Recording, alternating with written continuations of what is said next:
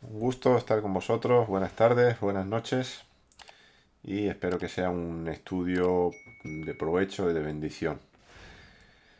En cuanto a tu pregunta, ¿por qué Dios se dirige a Moisés y Aarón? En primer lugar, tendríamos que recordar cuando Dios se manifiesta en el monte Sinaí, todo el pueblo está escuchando las leyes, todo el pueblo.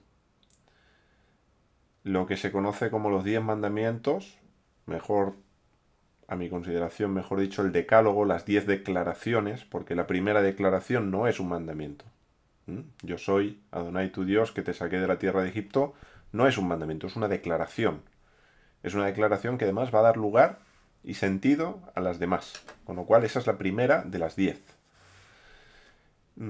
Cuando Dios da ese decálogo, esas 10 declaraciones, todo el pueblo está al pie del monte y todo el pueblo está escuchando. Bien, así que los 10 mandamientos, aunque Dios se los da en tablas a Moisés, como sabemos de las películas principalmente, todo el pueblo oye. Ahora, ¿qué ocurre? Que son tales los fenómenos que están teniendo lugar en el monte que el pueblo tiene miedo de lo que está pasando. Entonces le dicen a Moisés que por favor sea él el que se acerque a Dios y que Dios hable con él. Que Dios no continúe hablando con todo el pueblo, porque si eso ocurre así, tienen miedo de morir. Bien, entonces es algo que Dios de alguna manera ve bien, porque le va a decir a Moisés, ¿quién les diera que tuvieran tal corazón que me temieran todos los días de su vida? Entonces no es algo que Dios esté en desacuerdo, al contrario, parece favorable a la opinión del pueblo, y a partir de ahí Dios empieza a revelarse a Moisés principalmente en el monte, principalmente en el monte.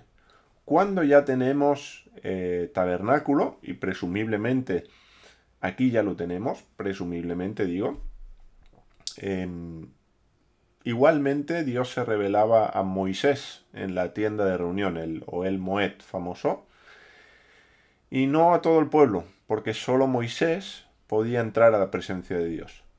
Entonces hay una especie de relación estrecha en ese sentido entre Dios y Moisés, Moisés y Dios. Y Dios, de alguna manera, elige también a Moisés para que Moisés sea el legislador del pueblo. En este caso vemos que aparece la frase que habló a Moisés y a Aarón. Entonces da la impresión que los dos están juntos y que Dios se dirige a ambos.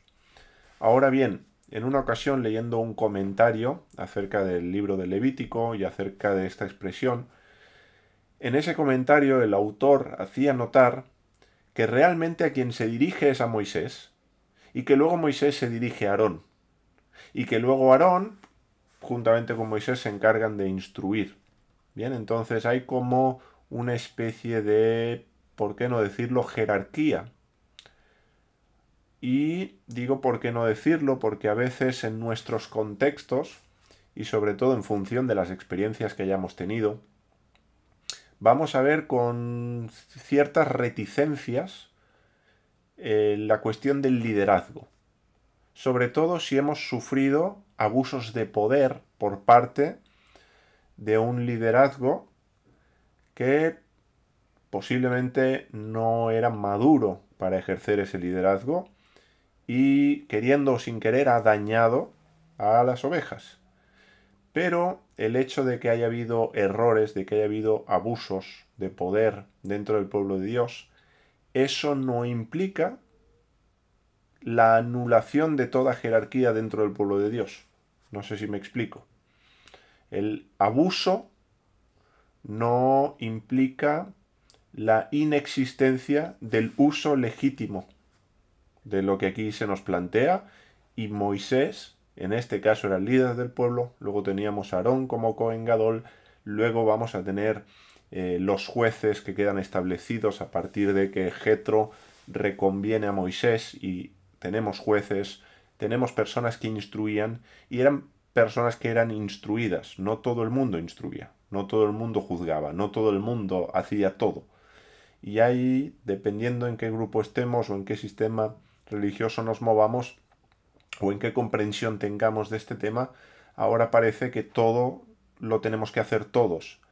Y eso no es una idea bíblica. De hecho, si vamos al llamado Nuevo Testamento, encontraremos que Dios puso a unos como apóstoles, como evangelistas, como profetas, como pastores y como maestros. Y hay unos que son ojo, hay otros que son oreja, hay otros que son mano, otros que son pie. No todos somos todo. Entonces es importante que entendamos este punto también para funcionar a día de hoy como parte del pueblo de Dios allá donde nos encontremos, especialmente si formamos parte de una congregación o un grupo. ¿Bien?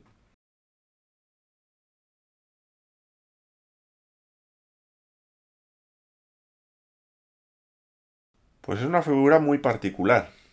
Es una figura muy particular, yo diría que única con una salvedad. La salvedad es Yeshua. Moisés dijo que Dios iba a levantar un profeta como él, y el que no escuchara a ese profeta sería muerto.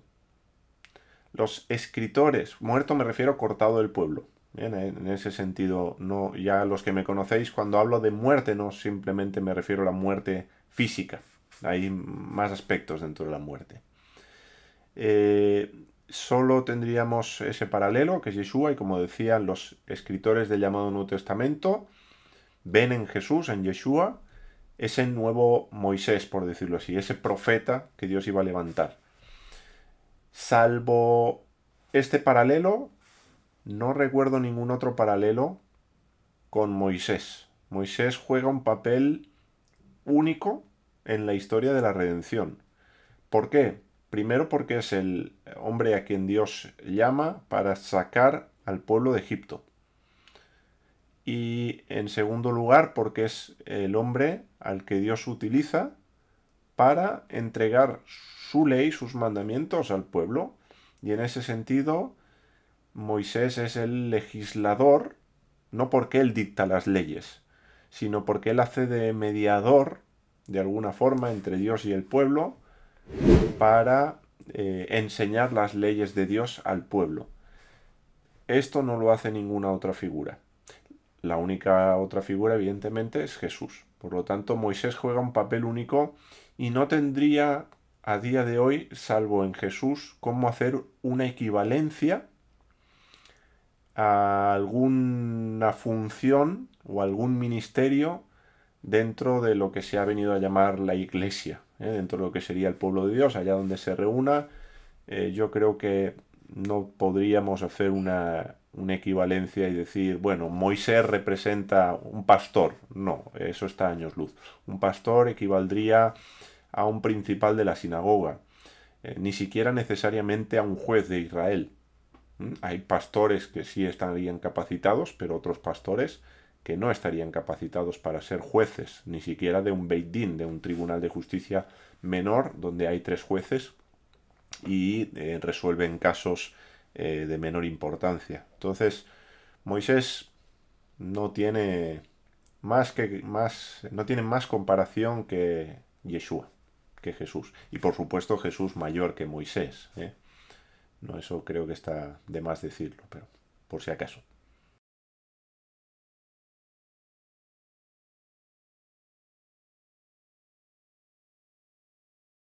¿Qué pasa si tocamos los cadáveres de estos animales?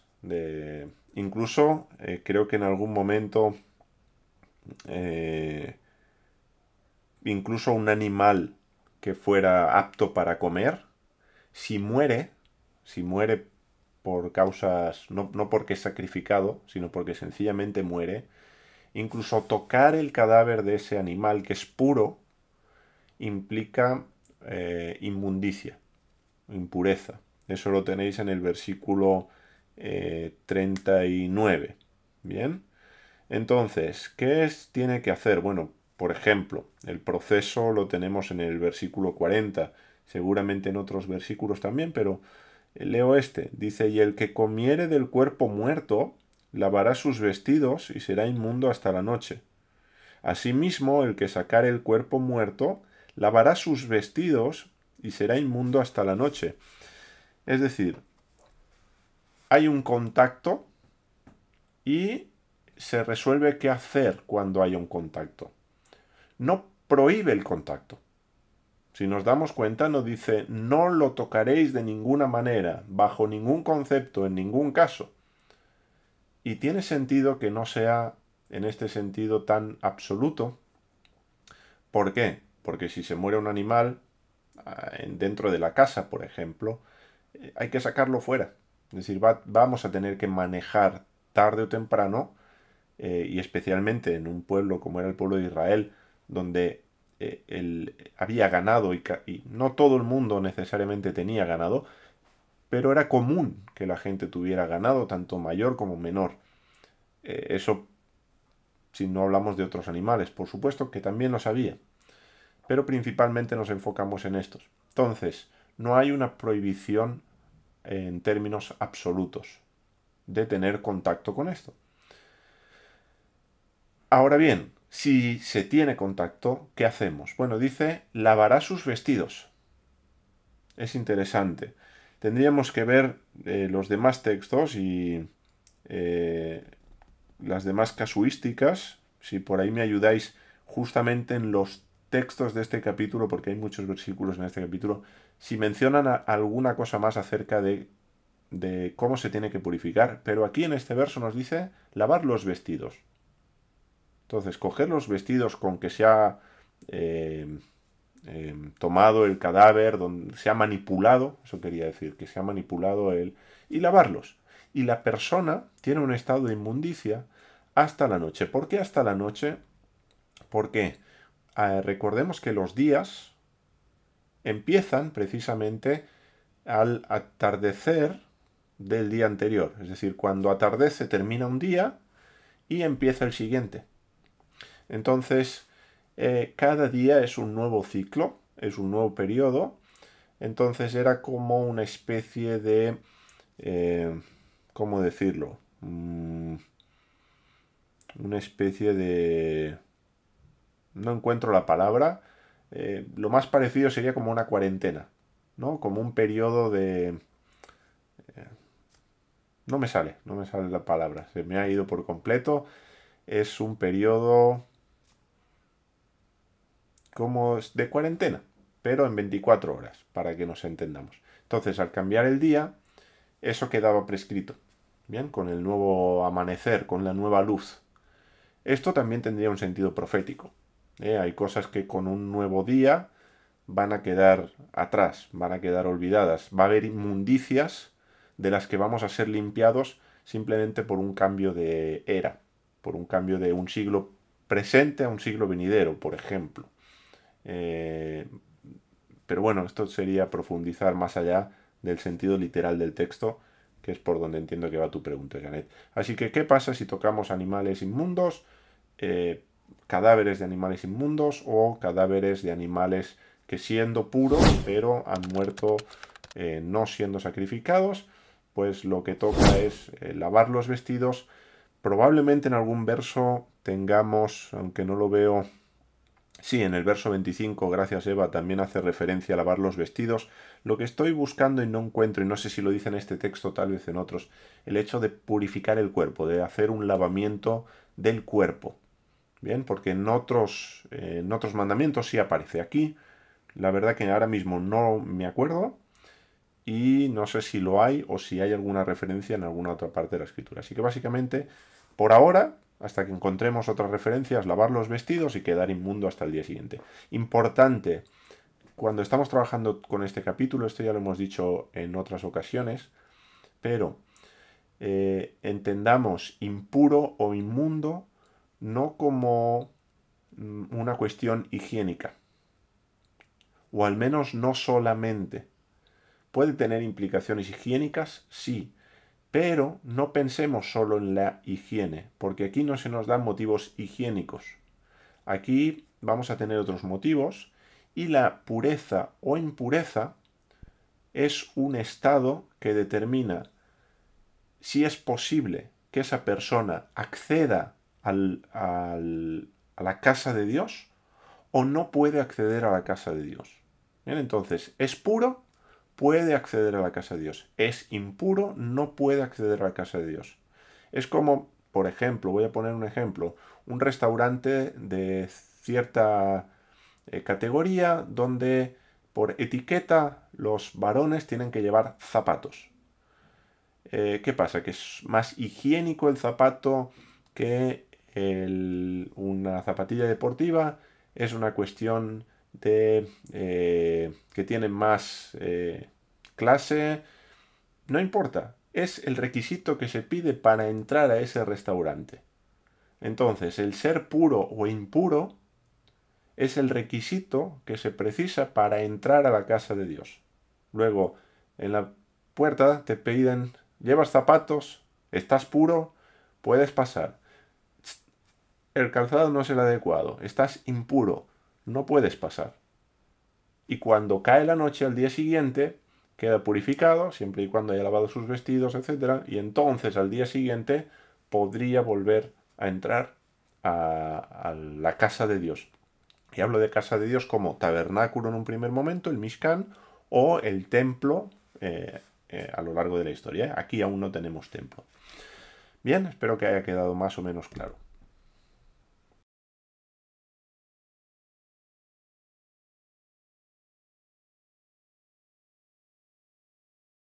Muy bien, pues gracias Ramón por la pregunta. Em, hay algo que creo que sí tenemos que tener en cuenta acerca de todos estos animales. Primero, hay animales que sí están bastante claros cuáles son. Hay otros que desde el texto hebreo hay variedad, ¿vale? Es decir, no queda tampoco tan claro.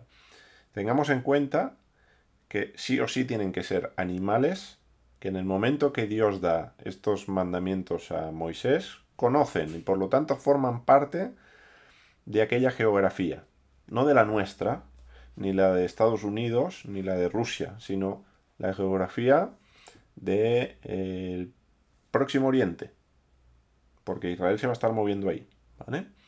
Eso por un lado. Por otro lado, creo que nuestros conocimientos de zoología, al menos en cuanto a mi persona, son realmente escasos.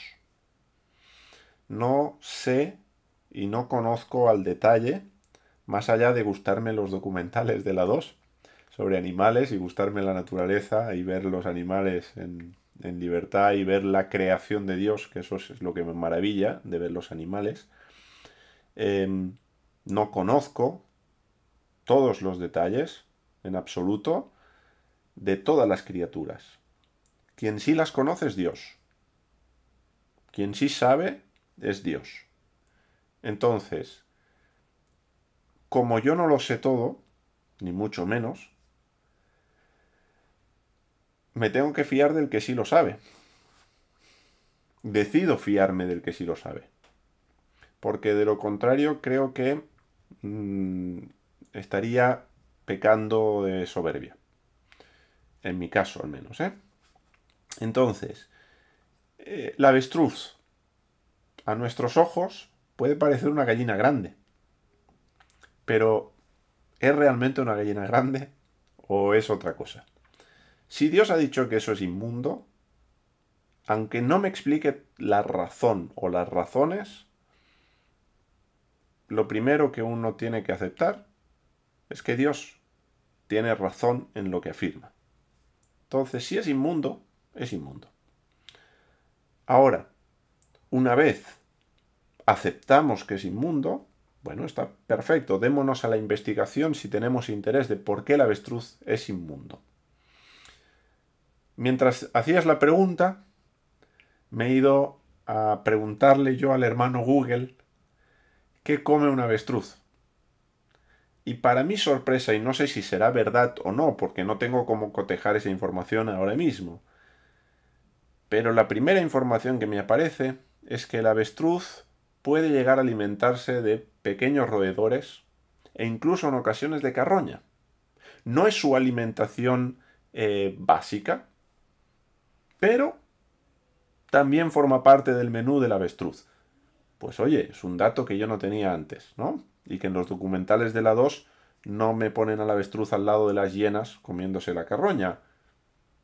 Pero parece ser que es un ave que come cosas que yo no me las comería aunque no creyera lo de Levítico 11, ¿vale? Pero no sabemos todo de todos los animales y aunque tengamos cierta información, volvemos un poco a lo mismo. Hay algo, y me llama la atención de este capítulo, no hay, más allá de la información que se da, ¿vale? Evidentemente esto lo doy por sentado, pero no hay un denominador que podamos encontrar para decir, mira, estos animales tienen esta característica más allá de lo que dice el texto. ¿Por qué si en las aves se especifica las aves y no se dice, mira, estas características tienen que tener? No, hay muchas que son rapaces, pero otras no. Entonces Dios se toma el tiempo para detallar qué aves sí y por descarte, qué aves no se pueden comer y por descarte qué aves sí. Si Dios dice el pavo real, pues el pavo real.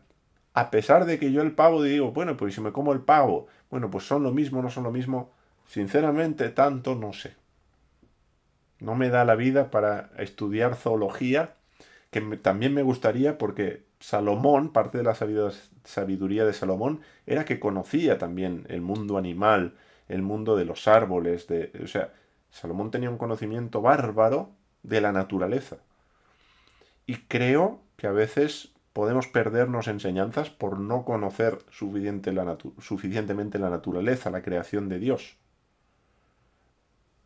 Pero lo que hago con esta lista es decir, Dios me ha dicho que es inmundo, es inmundo. Si suda para adentro, si suda para afuera, si come del revés, si come esto, no come aquello, si parece ser que no hay ningún motivo para no comérselo, ¿por qué Dios? Si Dios ha dicho que es por algo será, aunque no nos diga el motivo. O aunque no lo conozcamos. Tal vez lo hay y tal vez simplemente no conocemos el motivo. Bien, esto es lo que te puedo aportar, querido hermano.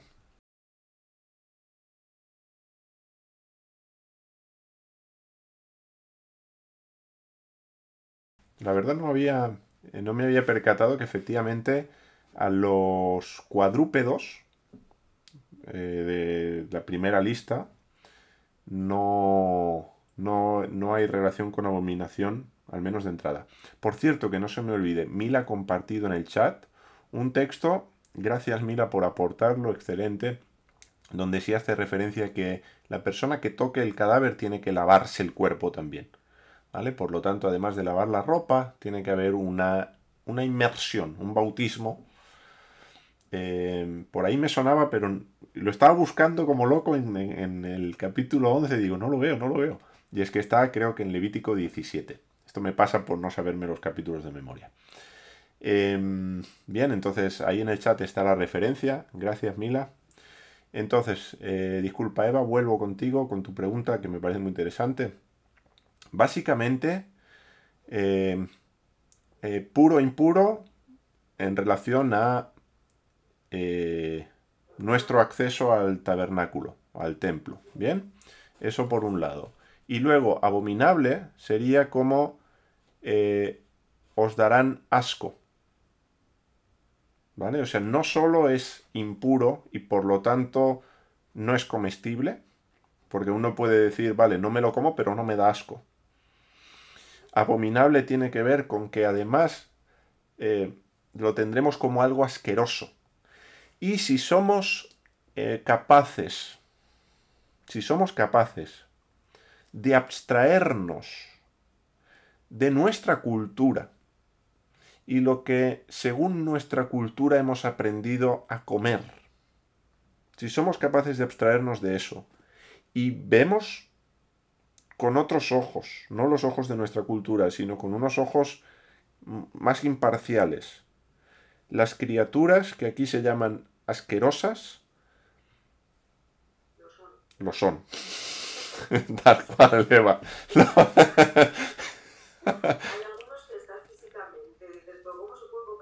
Lo son. Claro, lo que pasa que, ¿qué ocurre? Que las gambas, y pongo el ejemplo de las gambas porque para la cultura, al menos la cultura española, no hay ningún problema en comer gambas. No son asquerosas. Os cuento un testimonio muy cortito. Los que no sabéis, tengo 3 hijos. Tengo un varón y 2 hijas, 2 niñas. Y las 2 niñas nunca, que nosotros sepamos, han comido nada inmundo. Podrían decir como Pedro, nunca he comido nada inmundo. Ellas no están familiarizadas con los calamares, con el rape, con el pulpo, cosas que suelen comerse, con las gambas, con todo el mundo del marisco. Nunca han comido nada de eso. Y una vez que fuimos a un supermercado, no voy a decir la marca,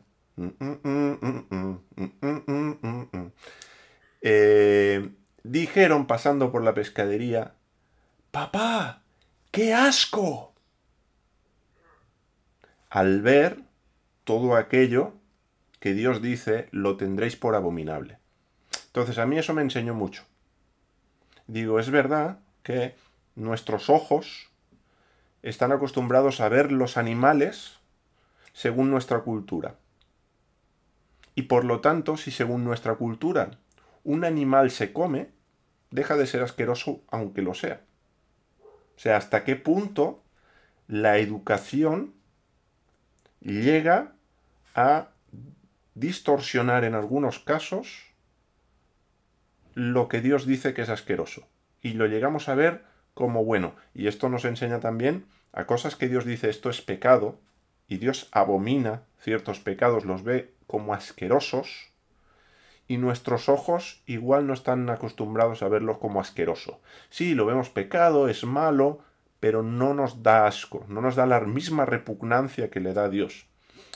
Con lo cual nos tenemos que balancear y llegar, obviamente, a tener la escalera que tiene Dios.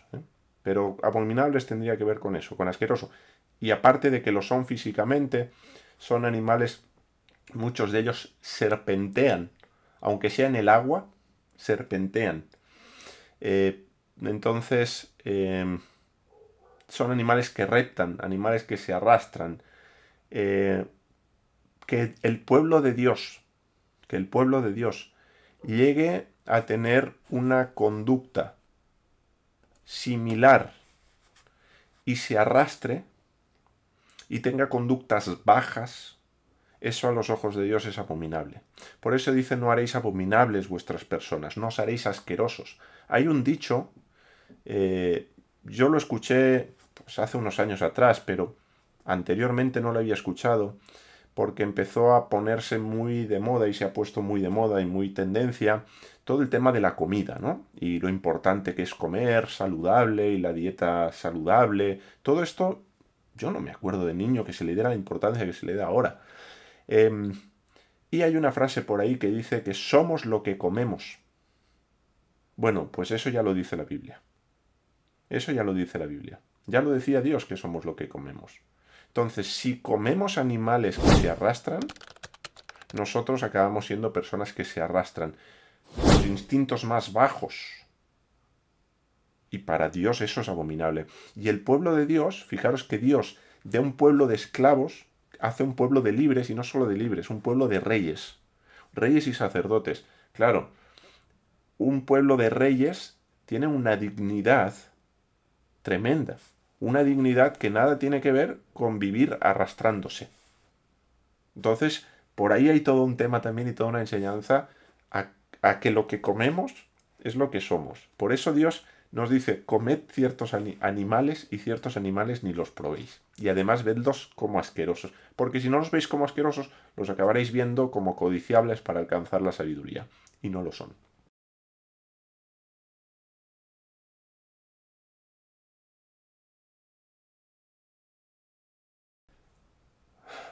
Una pregunta difícil de contestar. Y digo difícil porque pone muy pocos elementos en la balanza.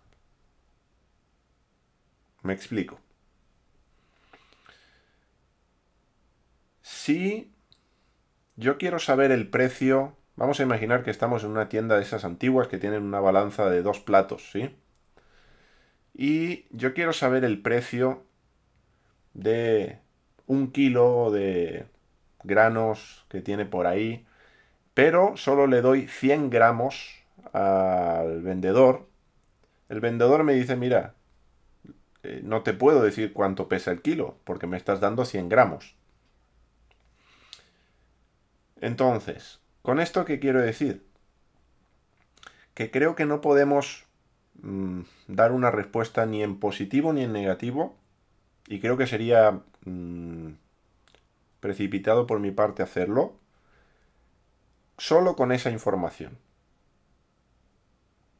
Solo con esa información. Come cosas abominables, pero ha creído que Jesús es su Salvador. Bueno, ¿qué significa que ha creído que Jesús es su Salvador?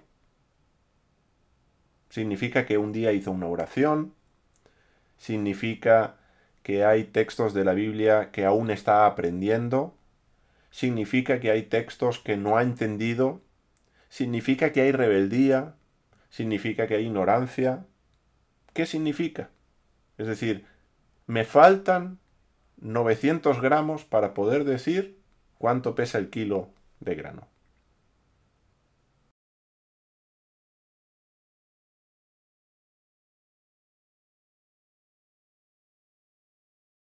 Muy bien, pues con mucho gusto nos dice el final del capítulo.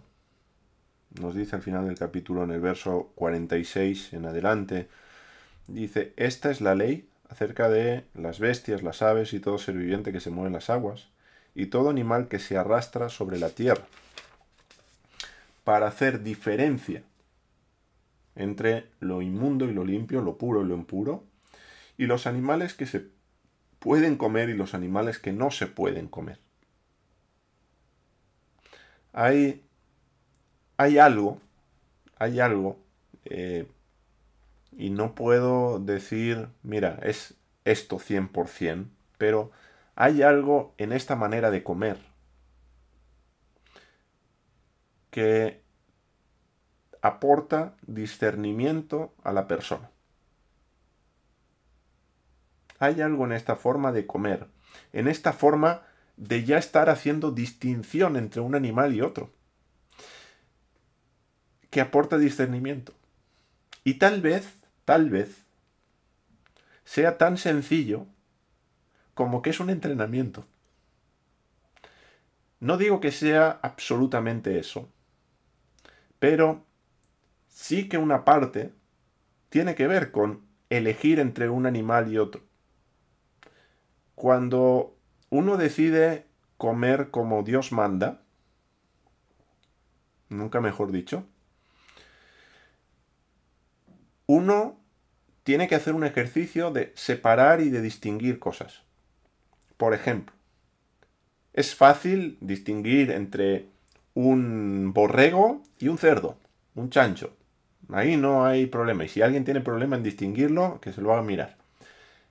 Pero no hay problema en distinguir eso. Ahora bien, llega un pescado. Un pescado que tiene aleta. Pero que no sabemos si tiene escama o no tiene escama. ¿Y qué hacemos? Buscamos si la tiene o no la tiene. Estamos entrenando nuestro discernimiento. Estamos entrenando nuestra capacidad para diferenciar cosas. Entonces, sin duda, este ejercicio nos entrena para tener discernimiento. Ahora bien, más allá de eso, creo que también hay algo espiritual en comer esto. Y hay algo físico también que afecta a lo espiritual y lo espiritual afecta a lo físico porque estamos conectados. Y no podemos separar lo físico de lo espiritual. Y comer así aporta a nuestro organismo ciertas cosas, ciertas cuestiones, ciertos elementos que hacen que espiritualmente tengamos también discernimiento. Entonces, no sé por qué venía todo esto. Ah, sí, por lo de la pezuña hendida, partida.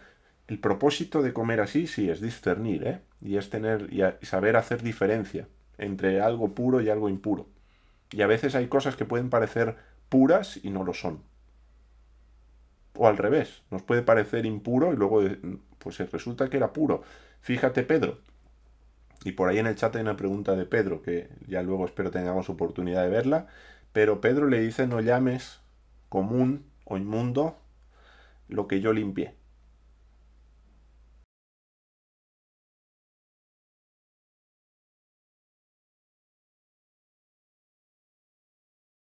Vamos a imaginar. Tenemos que ir, porque también pongámonos en situación. La gente no iba continuamente al templo o al tabernáculo. Al tabernáculo no iba cuando quería llevar una ofrenda. No era, voy a la iglesia. No era eso. ¿No? Uno iba al templo, al tabernáculo, a adorar. Y la manera de adorar en el tabernáculo... Ahora hablo del Israel, del ciudadano de Israel de a pie.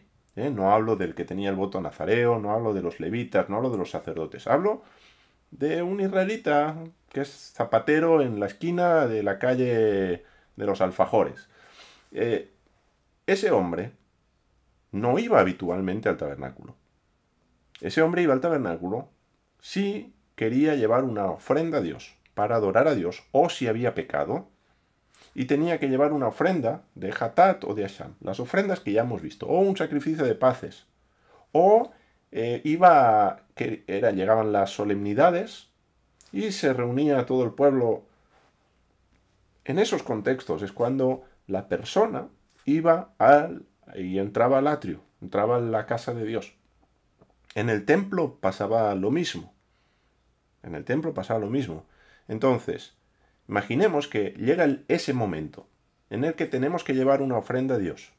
Ya sea por un holocausto, ya sea por una ofrenda voluntaria, ya sea por un voto. Tengo que pagar un voto de una cabra. Y en ese contexto, mato a algún animal inmundo. Dios me dice, hoy no puedes traer la ofrenda. Te tienes que esperar al día siguiente. Hoy te quedas en tu casa, lavas la ropa, te bañas y mañana trae la ofrenda. Porque no puedes entrar en estado de impureza a mi casa. Entonces, eso forma parte del contexto que tenemos que analizar cuando leemos textos como este. Entiendo que hay una dificultad, y es que nuestro contexto nunca fue ese. Nunca tuvimos un templo al que no podíamos acceder porque estábamos impuros. Hay ciertas equivalencias que se hacen, por otro lado creo que erróneas o equivocadas, equiparando el templo de Dios a un local. Hay mucha distancia de hacer esa equivalencia, demasiada. Y se prohíbe a la gente en cierto estado ir a un local. Creo que eso no es procedente. O al menos no para hacer una equivalencia tan directa. Bien, entonces, cuando vemos el tema de puro e impuro, insisto, no pensemos en suciedad e higiene. Porque habitualmente sin querer nos vamos a esos conceptos porque son los que conocemos. Pero no tiene que ver solamente con una cuestión de higiene. Tiene que ver con una cuestión de un estatus que la persona tiene y que si es de pureza le permite acercarse a adorar a Dios. Y si es de impureza, le está prohibido acercarse a adorar a Dios. Bien, y por cierto, aprovecho, por si en el llamado Nuevo Testamento, por si alguien no lo ha visto aún, en el llamado Nuevo Testamento, si no os habéis dado la tarea, daros a la tarea de ver las veces que se dice que nos limpiemos de toda inmundicia. Y lo hace como algo diferente del pecado. También en el llamado Nuevo Testamento. ¿Vale? Lo digo para establecer una relación, porque a veces dices, bueno, pero esto era en Levítico. Esto era para la prehistoria bíblica. En el llamado Nuevo Testamento se nos dice que nos limpiemos de toda inmundicia. Y se nos dice varias veces.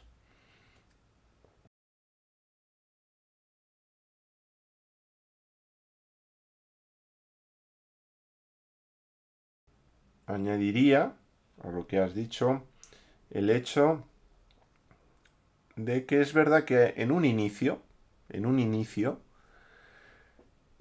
reúne cierta complejidad o parece como muy rígido, pero también es cierto que con el tiempo se convierte en una manera de vivir. Creo que debe ser, ¿no?, el punto al que lleguemos. Que no sea solamente, uy, esto no puedo, ay, no vivir como una angustia, sino hacerlo de forma natural, porque hemos llegado a interiorizar la palabra de Dios en nosotros como la voluntad de Dios para nuestra vida y por tanto vivimos expresando eso. Bien, un ejemplo que sería paralelo a esto es cuando una persona empieza a conducir por primera vez. Cuando una persona empieza a conducir por primera vez, eso parece un mundo. ¿Por qué? Porque hay 3 pedales, hay 5 o 6 marchas, hay el intermitente, el retrovisor, el de arriba, el de abajo, los laterales, el pequeñito, el de la autoescuela, están los peatones, resulta que ahora hay más coches y resulta que hay un montón de señales de tráfico que sí, en la teoría aparecían, pero yo no era tan consciente de que había tantas a cada rato marcándome la velocidad, qué calles eran prohibidas, qué no eran prohibidas, si era un stop, si era un ceda al paso. Dios mío, y uno empieza a conducir angustiado. Dice, esto no me lo voy a sacar en la vida. Luego te consuela que hay mucha gente conduciendo. Dice, tanto difícil no puede ser, ¿no? Pues esto es un poco lo mismo. Al inicio, cuando leemos todo esto, y cuando uno empieza a vivirlo, puede llegar a convertirse en eso. Puede llegar a convertirse en un estrés, Pero la idea de Dios no es esa. Como tú muy bien has dicho. Esto es ¿para qué? Para que tengamos vida. Para que nos vaya bien. Para que tengamos discernimiento. Le va a decir, creo que es Moisés en Deuteronomio al pueblo, esta es vuestra sabiduría. Entonces aquí está la sabiduría de nuestro pueblo, vivir de esta forma. Entonces cuando empezamos a ver los mandamientos, también las leyes dietéticas, y no solo dietéticas, fijaros que aquí hay más casuísticas aparte de lo que se come y lo que no se come. Porque normalmente nos vamos a lo que comemos, pero aquí hay casuísticas muy interesantes de analizar que hacen que algo sea puro o impuro. Entonces, eso también hay que tenerlo en cuenta. Pero cuando llegamos a incorporar todo esto como parte de la vida, luego el conducir es algo fluido, algo que se hace sin pensar. Y uno conduce a veces y dice, uy, pues llevo conduciendo en el cuanto de rato y ni me he dado cuenta. ¿Por qué? Porque está tan interiorizado que lo hacemos de forma natural y no supone un estrés, salvo que haya alguna situación anómala que haga que esa persona tiene problemas al conducir. Pero si no hay nada anómalo, las cosas empiezan a verse y a darse de forma natural. Entonces esto es lo mismo, porque esto tiene que ver con hábitos de vida. Entonces, un hábito puede costar cambiarlo, pero una vez se ha cambiado, pasa a ser parte de quién es uno. Bien, y esto tiene que ver con esa parte.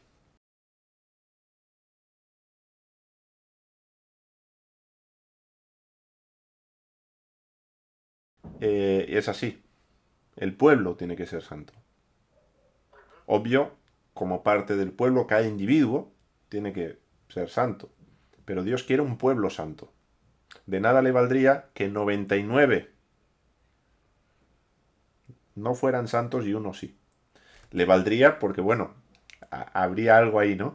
Pero lo que cuenta es la santidad del pueblo y por lo tanto sí hay mucha responsabilidad. Mi santidad te afecta a ti, tu santidad me afecta a mí.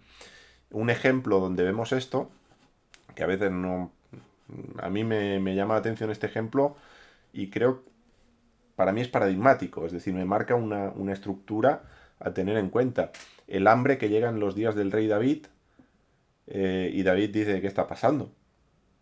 Y uno enseguida se preguntaría, no sé si enseguida, pero bueno, uno podría llegar a preguntarse, bueno, ¿qué he hecho mal? ¿Qué cosas no están bien en mi vida? ¿Qué? Y resulta que en ese momento concreto era por lo que Saúl había hecho con los gabaonitas. Tú dices, ah, mira qué bien. O sea, viene una hambruna tiempo después, en los días del rey David, sin que ninguno haya hecho nada, sino porque lo que hizo Saúl les está afectando.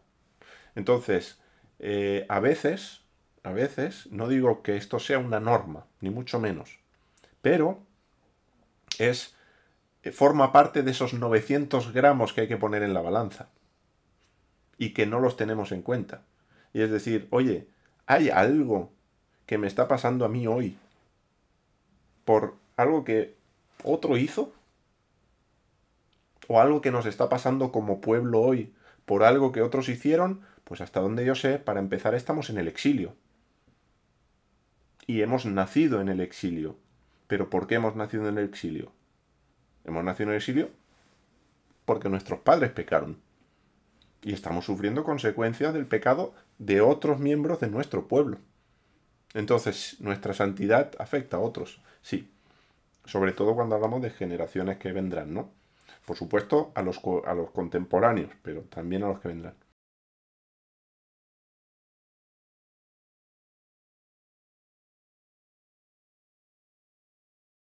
En cuanto al tahash, que es la piel de tejón, eso lo estuvimos hablando en Éxodo. ¿Has leído Antílope? Pues, hermano querido, no quiero quitarte la tranquilidad, pero no es ni tejón ni antílope. Pero tampoco es cabra, tampoco es unicornio, tampoco es, y digo lo de unicornio porque en un comentario aparece que era piel de unicornio, realmente el tahash no se sabe qué animal era. Me inclino a pensar que no sería un animal impuro. Me inclino a pensar que sería un animal puro. Pero, ¿qué animal? Llegar como a poner una categoría, a día de hoy, ese animal se desconoce porque además solo aparece ahí y cuando las mujeres calzaban zapatos hechas con piel de tahash. Entonces, más allá de eso, no nos dicen más, no aparece más en la Biblia este animalito.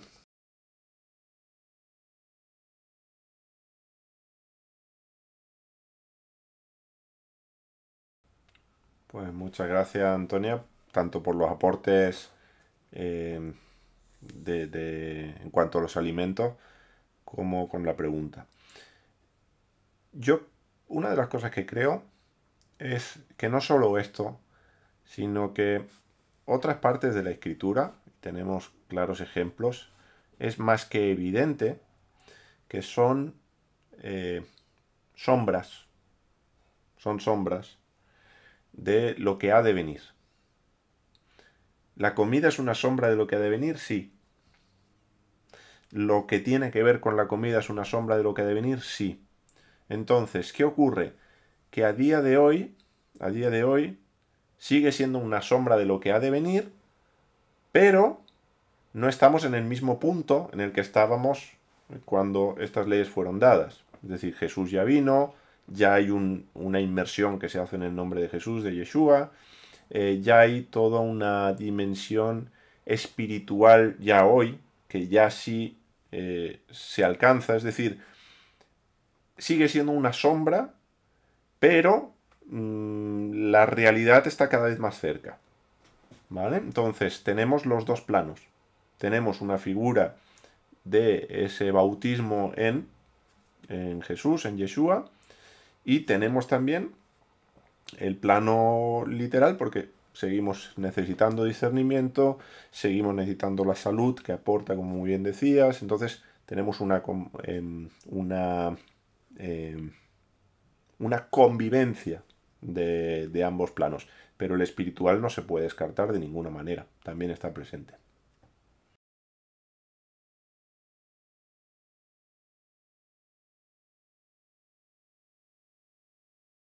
También tengamos en cuenta, gracias Mario, el hecho de que o mejor dicho, los animales en la Biblia simbolizan personas. Véase la visión del lienzo de Pedro, véase la mención a los perrillos que hace Jesús con la sirofenicia y compara a la sirofenicia con un perro. Hay simbología, véase las bestias de Daniel con reyes y con reinos, y hay una que es un oso. ¿Por qué no comemos ninguna bestia? Ninguna fiera que tenga garras. ¿Qué representan las garras? Todo ese lenguaje también lo tenemos en la Biblia, con lo cual hay mucha profundidad. Los que me conocéis, los que estudiáis conmigo la Biblia verso por verso, sabéis cómo planteo las escrituras, los diferentes niveles o las diferentes formas de leer y entender la Biblia, ¿no? Tenemos una literal, pero luego tenemos una simbólica y profética. Normalmente la simbólica nos conecta con la profética. Entonces siempre vamos a tener como al menos esos tres planos. Yo diría con cierto recelo que tal vez toda la Biblia tenga esos diferentes niveles. O esas diferentes formas de ser leída y entendida. Entonces, hay un plano literal, sí, pero tenemos más allá de simplemente la literalidad del texto, ¿no? Y esto también tiene relación con lo que comentaba Antonia antes. Así que, muchas gracias, Mario, por el aporte.